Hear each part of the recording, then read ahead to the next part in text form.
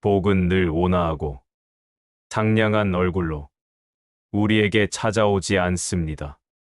오히려 삶의 가장 깊고 아픈 부분을 남김없이 흔든 후에야 아주 고요히 티내지 않고 우리 곁으로 다가오곤 합니다. 우리는 누구나 잔잔한 호수 같은 평탄한 삶을 소망합니다.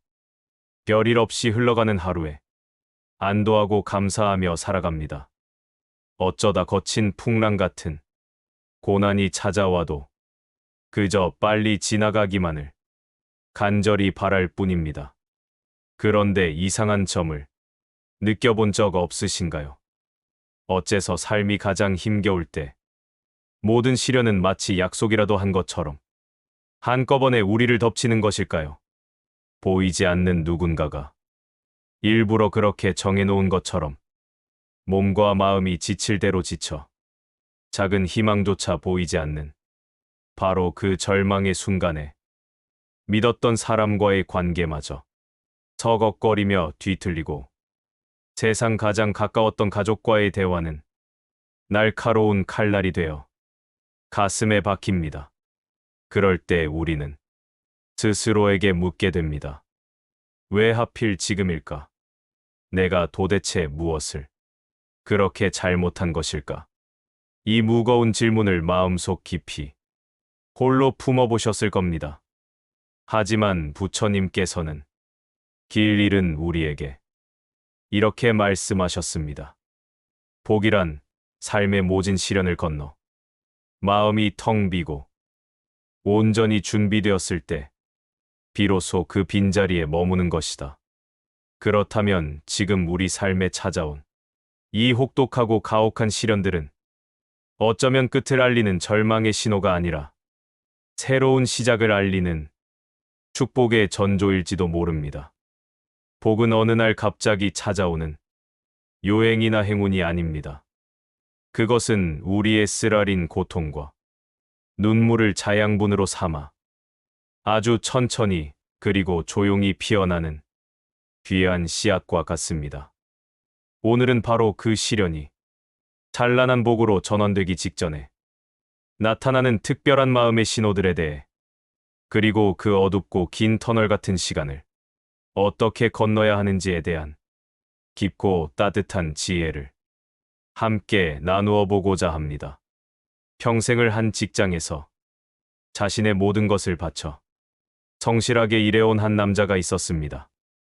동료들은 그를 김 부장이라 불렀고 그는 그 이름이 세상 속 자신의 전부인 것처럼 여기며 살았습니다. 이른 새벽 집을 나서 별을 보고서야 돌아오는 고단하고 팍팍한 삶의 연속이었습니다.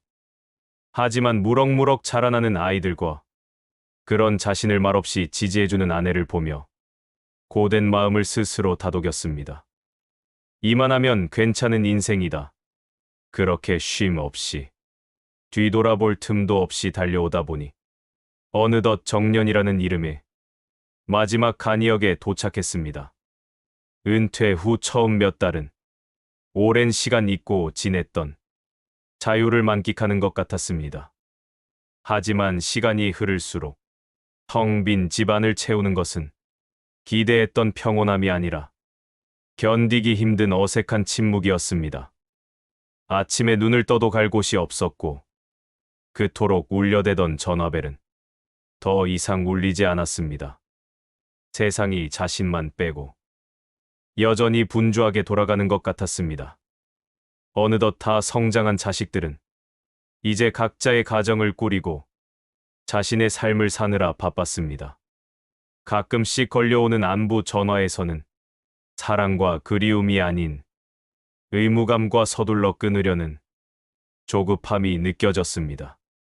자신이 혹여 자식들에게 불편한 존재가 된 것은 아닐까, 그런 서글픈 생각마저 들었습니다. 그는 무언가 툭 하고 끊어진 듯한 기분을 느꼈습니다. 수십 년간 익숙하게 흘러오던 자신의 삶이라는 강물이 갑자기 거대한 댐에 막혀 멈춰버린 것만 같았습니다. 그러자 마음도 함께 멈춰섰습니다. 하고 싶은 것도 할 수 있는 것도 아무것도 없었습니다. 무기력이라는 단어가 어느새 자신의 또 다른 이름이 되었습니다. 거실 소파에 하염없이 앉아 의미 없이 창밖을 바라보는 시간이 점점 길어졌습니다. 어느 날 오후엔 답답한 마음에 익숙한 버스를 타고 예전 직장이 있던 동네로 향했습니다. 하지만 그곳에서 그는 더 큰 이질감만을 느꼈습니다. 바쁘게 오가는 젊은 직장인들 사이에서 자신만이 유일하게 시간이 멈춘 이방인 같았습니다. 창밖의 세상은 여전히 활기찬데 자신만 홀로 섬처럼 고립된 기분이었습니다. 문득 이런 서러운 생각이 목구멍까지 차올랐습니다. 이제 나는 이 세상 어디에도 쓸모없는 존재가 되어버린 걸까? 그러던 어느 날 저녁, 정말 아무것도 아닌 사소한 일로 아내와 다툼이 벌어졌습니다. 평소 같았으면 그저 웃어넘겼을 일인데 그날따라 감정이 걷잡을 수 없이 격해졌습니다. 그는 자신도 모르게 평생 가슴속에 묻어두었던 날카로운 말들을 아내에게 내뱉었고 아내의 얼굴에는 깊은 실망과 상처가 고스란히 번졌습니다. 수십 년을 함께 살아온 가장 가까운 이가 자신의 진심을 이토록 몰라주는구나 싶었습니다. 그 순간 그는 깊은 혼란에 빠졌습니다. 그날 밤 잠자리에 누웠지만 오래전 돌아가신 아버지의 실망스럽다는 듯한 눈빛, 젊은 시절 성공을 위해 매정하게 외면했던 친구의 얼굴, 미처 전하지 못했던 진심들이 불쑥불쑥 떠올라 뜬 눈으로 밤을 지새웠습니다. 이미 다 끝났다고, 다 이겨냈다고 생각했던 과거의 묵은 상처들이 왜 하필 지금 다시 나타나 자신을 이토록 괴롭히는지 도무지 알 수가 없었습니다. 그는 세상에 홀로 남겨진 것 같은 완벽한 외로움 속에 갇혔습니다. 삶이 멈춘 것 같고 모든 관계가 어긋나고 지나온 시간에 대한 깊은 후회와 남은 날들에 대한 막막한 불안이 그의 마음을 온통 잠식했습니다. 그저 평범하게 남들만큼 성실하게 살아왔을 뿐인데 왜 자신의 노년은 이토록 허전하고 고통스러운 것인지 그는 그 이유를 알 길이 없었습니다. 마치 끝이 보이지 않는 깊고 어두운 터널에 갇힌 기분이었습니다. 이 터널의 끝에 과연 출구가 있기는 한 것일까요? 앞서 이야기한 김 부장의 모습은 어쩌면 인생의 황혼기를 지나는 우리 모두가 한 번쯤은 반드시 마주하게 되는 깊은 내면의 풍경일지 모릅니다. 모든 것이 멈추고 모든 관계가 낯설어지며 이유를 알 수 없는 공허함이 안개처럼 밀려오는 시간. 불교의 지혜는 바로 이 고통스럽고 절망스러운 시간이 실은 묵은 것들을 비워내고 새로운 복이 들어올 자리를 마련하는 더없이 숭고하고 거룩한 과정이라고 우리에게 말해줍니다. 이 깊은 가르침은 네 가지 지혜를 통해 더욱 선명하게 이해할 수 있습니다. 첫 번째 지혜는 바로 비움으로써 온전히 채워지는 지혜입니다. 우리는 본능적으로 무언가를 잃어버리는 것을 두려워합니다. 평생을 바친 직위, 사회적인 역할, 익숙했던 관계와 분주했던 일상, 그것들이 사라지는 것을 마치 내 인생의 전부가 사라지는 것처럼 여깁니다. 하지만 부처님께서는 고요한 목소리로 말씀하셨습니다. 잔을 비우지 않으면 새로운 차를 따를 수 없다. 비우지 않으면 새로운 것을 결코 채울 수 없는 법이다. 지금 당신의 삶이 멈춘 듯 고요하게 느껴지는 이유는 삶이 당신을 버렸기 때문이 아니라 오히려 당신의 내면에 이전과는 다른 새로운 차원의 복을 가득 채우기 위한 귀한 공간을 만들고 있기 때문입니다. 아름다운 음악이 때로는 쉼표가 있기에 더욱 빛나는 것처럼 삶의 이 멈춤은 다음 악장을 위한 소중한 준비의 시간입니다. 젊은 날, 우리의 마음은 해야 할 일들로 늘 가득 차고 분주했습니다. 세상의 소음, 사람들의 목소리로 마음이 너무 시끄러워서 정작 자신의 내면에서 들려오는 소리는 들을 여유조차 없었습니다. 하지만 청년이라는 이름으로 직장을 그만두고 둥지를 떠난 자녀들의 빈자리가 생기고 세상의 소음이 잦아들었을 때 우리는 비로소 생애 처음으로 시끄러운 세상이 아닌 자기 마음의 소리에 온전히 귀 기울일 더없이 소중한 기회를 얻게 됩니다. 불교에서는 이 특별한 시기를 공의 시간이라 부릅니다.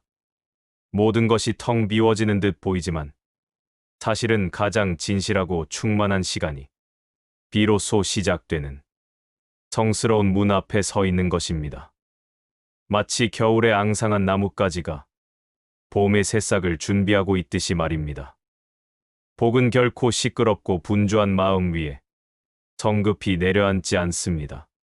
복은 언제나 텅 비어 고요하고 깨끗하게 정돈된 마음에 마치 스며들듯이 아주 천천히 머무르는 법입니다. 두 번째 지혜는 모든 것은 변한다는 진리를 아는 지혜입니다. 큰 복이 찾아오기 직전 우리는 이상할 만큼 주변 사람들과의 관계에서 큰 마찰을 겪게 됩니다. 영원할 것 같던 관계가 멀어지고 오해가 쌓여 마음이 아픕니다. 이것은 누군가의 잘못이 아닙니다. 세상의 모든 것은 변한다는 무상의 진리를 삶이 우리에게 가르쳐주는 것입니다. 모든 인연은 끊임없이 흘러가는 강물과 같아 영원히 머무르지 않습니다. 우리가 고통스러운 이유는 변화하는 강물을 억지로 붙잡으려 하기 때문입니다. 부처님께서는 말씀하셨습니다. 모든 복은 반드시 바른 인연으로부터 비롯된다. 그동안 우리는 좋은 부모, 좋은 친구, 소위 좋은 사람이 되기 위해 자신의 진짜 마음을 숨기며 살아왔습니다. 하지만 복은 그렇게 가면을 쓴 나에게는 머물지 않습니다. 오직 꾸밈없는 진실한 모습으로 살아가는 사람에게만 자신의 자리를 기꺼이 내어줍니다. 그래서 진짜 복이 들어오기 전 삶은 우리에게 진짜 인연과 스쳐갈 인연을 스스로 가려내는 지혜의 시간을 허락합니다. 내 마음을 불편하게 했던 인연들이 자연스럽게 멀어지는 것은 복이 들어올 귀한 자리를 깨끗하게 정돈하는 과정인 것입니다. 떠나는 인연은 삶이 당신을 더 가볍고 자유롭게 만들어주려는 깊은 자비일 수 있습니다. 그러니 너무 아파하지 마십시오. 세 번째 지혜는 공허함 속에서 진짜 나를 만나는 지혜입니다. 모든 것이 채워져 있는데도 마음 한구석이 텅 빈 듯한 느낌이 들 때가 있습니다. 이것이 바로 공허함입니다. 이 공허함은 삶이 우리에게 보내는 매우 중요한 신호입니다. 지금까지 당신은 밖을 향해 달려오느라 수고했다. 이제는 안으로 들어와 당신 자신을 돌볼 시간이다. 라고 말하는 내면의 목소리입니다. 그동안 우리는 남들에게 어떻게 보일까를 기준으로 살았습니다. 하지만 삶의 중반을 넘어서면 더 이상 외부의 인정이 우리를 채워주지 못합니다. 이 공허함은 바로 그 지점에서 찾아오는 것입니다. 삶이 나를 끌고 가던 시간이 끝나고 이제 내가 나의 삶을 어떻게 채워갈 것인지 스스로 물어야 할 때가 왔다는 신호입니다. 그러니 그 공허함을 두려워하거나 외면하지 마십시오. 네 번째 지혜는 과거의 아픔을 놓아주는 지혜입니다. 오래전 기억이 문득 떠올라 마음을 심란하게 흔드는 것은 그 기억이 우리를 다시 괴롭히기 위함이 아닙니다. 그것은 우리 마음속 깊은 곳에 아직 마침표를 찍지 못한 묵은 감정의 흔적들이 이제는 자신을 그만 놓아달라고 우리에게 보내는 마지막 신호와 같습니다. 불교에서는 이 과정을 업장을 청정하게 하는 과정이라고 말합니다. 과거의 기억 자체를 지우려 애쓰는 것이 아니라 그 과거에 쇠사슬처럼 얽혀있는 나의 미움과 원망, 후회 같은 마음을 지금 여기에서 알아차리고 놓아주는 것입니다. 그 시절 미숙했던 나를 원망하지 않고 나에게 상처를 주었던 그 사람을 더는 미워하지 않으며 그때는 그럴 수밖에 없었구나 하고 그저 담담하게 있는 그대로 받아들이는 것입니다. 그 아픈 기억마저 내 삶의 소중한 일부로 끌어안고 현재를 온전히 살아갈 때 비로소 과거는 더 이상 우리를 붙잡지 못합니다. 과거가 제대로 정리된 바로 그 마음에 비로소 현재의 복이 아주 깊이 뿌리내릴 수 있게 됩니다. 그렇다면 이처럼 거칠고 힘겨운 비움의 시간을 우리들은 어떻게 하면 조금 더 지혜롭게 건너갈 수 있을까요? 삶이 우리에게 허락한 이 소중하고 특별한 전환의 시기를 복을 가득 담는 단단한 그릇으로 만들기 위한 4가지 구체적인 마음가짐과 실천 방안을 제안합니다. 첫 번째 실천 방안은 고요한 멈춤을 온전히 허락하는 것입니다. 삶이 멈춘 듯한 시간, 외로움이 파도처럼 밀려오는 시간을 억지로 외면하거나 다른 무언가로 급하게 채우려 애쓰지 않는 마음의 연습이 필요합니다. 하루에 단 10분이라도 좋습니다. 집에서 가장 편안한 자리에 앉아 아무것도 하지 않고 그저 창밖에 나무숲이 바람에 흔들리는 모습을 바라보거나 따뜻한 차 한 잔을 마시면서 찻잔의 온기와 향기에만 온전히 집중해보는 것입니다. 처음에는 이렇게 시간을 무의미하게 보내도 괜찮은가 하는 불안감이나 초조함이 걷잡을 수 없이 밀려올 수 있습니다. 그것이 바로 평생을 분주함과 역할 속에서 살아온 우리의 익숙한 마음의 습관입니다. 그럴 때마다 스스로에게 다정하게 말해 주십시오. 이것은 멈춤이나 퇴보가 아니라 내 안의 진짜 목소리를 듣는 가장 중요하고 거룩한 시간이다. 이 고요한 멈춤의 시간을 통해 우리는 비로소 세상의 시끄러운 소음이 아닌 자신의 가장 깊은 곳에서 들려오는 진짜 마음의 소리를 듣게 될 것입니다. 두 번째 실천 방안은 일어나는 감정을 손님처럼 대하는 것입니다. 이유 없는 슬픔이 밀려오고 과거의 기억에 불쑥 화가 치밀어 오를 때 그 감정을 억지로 누르거나 없애려고 싸우지 않아야 합니다. 그 감정들은 우리의 주인이 결코 아닙니다. 잠시 우리 마음에 머물다가 떠나갈 손님과 같습니다. 불교에서는 감정이란 그저 마음의 수면 위로 잠시 떠오르는 물거품과 같다고 말합니다. 귀한 손님이 찾아오면 차를 내어주듯이 내 안에 일어나는 감정을 그저 가만히 알아차려주는 것입니다. 슬픔이 찾아오면 아, 내 마음에 슬픔이 찾아왔구나. 가슴이 무겁구나 하고 그 느낌을 그저 바라봐 줍니다. 그 감정을 붙잡지도 애써 밀어내지도 않고 있는 그대로 가만히 바라봐 줄 때 그 감정이라는 손님은 왔던 것처럼 조용히 제 갈 길을 떠나갈 것입니다. 이 따뜻한 바라봄의 과정을 통해 마음속 오래된 감정의 찌꺼기들이 정화되고 마침내 복이 머물 수 있는 깨끗하고 너른 자리가 마련됩니다. 세 번째 실천 방안은 떠나가는 인연을 축복하며 놓아주는 것입니다. 자녀와의 관계가 예전 같지 않음에 서운해지고 오랜 친구가 멀어지는 것에 마음이 아플 때 우리는 그들을 원망하거나 자신을 탓하기 쉽습니다. 하지만 그 마음을 잠시 멈추고 그 인연이 내 삶에 함께했던 수많은 시간들에 대해 조용히 감사하는 마음을 내어보는 것입니다. 네, 덕분에 내가 부모로서 이만큼 성장할 수 있었음에 감사한다. 자네와 함께했던 젊은 시절의 추억이 있어 내 삶이 참으로 행복했네. 고맙다. 와 같이 마음속으로 남아 진심 어린 축복을 전하는 것입니다. 모든 인연은 영원하지 않으며 때가 되면 만나고 흩어지는 것이 세상의 자연스러운 이치임을 받아들이는 연습입니다. 떠나는 인연을 억지로 붙잡지 않고 감사함으로 놓아줄 때 우리 마음에는 원망과 미련 대신 고요한 평온이 자리하게 됩니다. 그리고 그 평온함으로 비워진 자리에 지금의 나에게 꼭 필요한 새롭고 좋은 인연이 반드시 찾아와 채워지게 될 것입니다. 네 번째 실천 방안은 일상에서 작은 의미를 발견하는 것입니다. 삶이 공허하게 느껴질 때 우리는 너무 거창한 의미를 찾으려 합니다.